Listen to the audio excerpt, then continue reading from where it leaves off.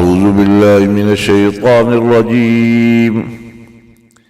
بسم الله الرحمن الرحيم.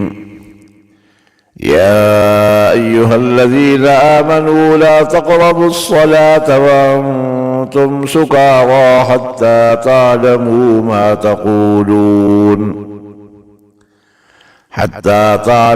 ما تقولون ولا جنبا إلا عابري سبيل حتى تغتسلوا، وإن كنتم مرضى أو على سفر أو جاء أحد منكم من الغائط أو لامستم النساء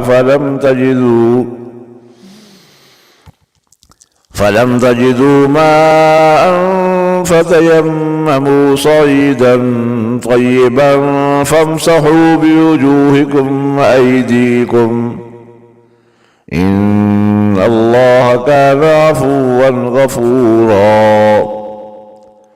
ألم تر إلى الذين أوتوا نصيبا من الكتاب يشترون الضلالة ويريدون أن تضلوا السبيل، والله أعلم بأعدائكم وكفى بالله وليا وكفى بالله نصيرا.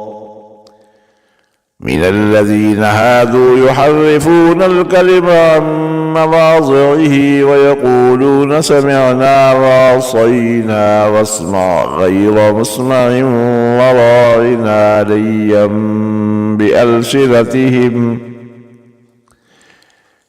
بألسنتهم وطعنا في الدين، ولو أنهم قالوا سمعنا وأطعنا واسمع وانظرنا لكان خيرا لهم وأقوم، ولكن لعنهم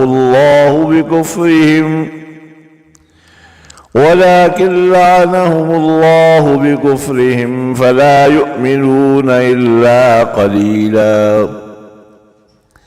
يا أيها الذين أوتوا الكتاب آمنوا بما نزلنا مصدقا لما معكم من قبل أن نطمس وجوها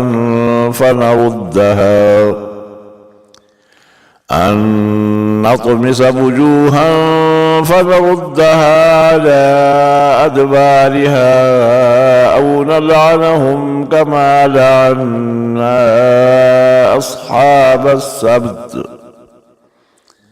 وكان أمر الله مفعولا.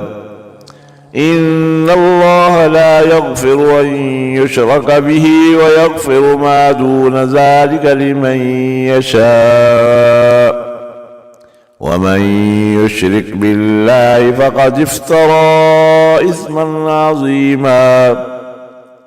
ألم تر إلى الذين يزكون أنفسهم بل الله يزكي من يشاء ولا يظلمون فتيلا. انظر كيف يفترون على الله الكذب وكفى به إثما مبينا. صدق الله العظيم.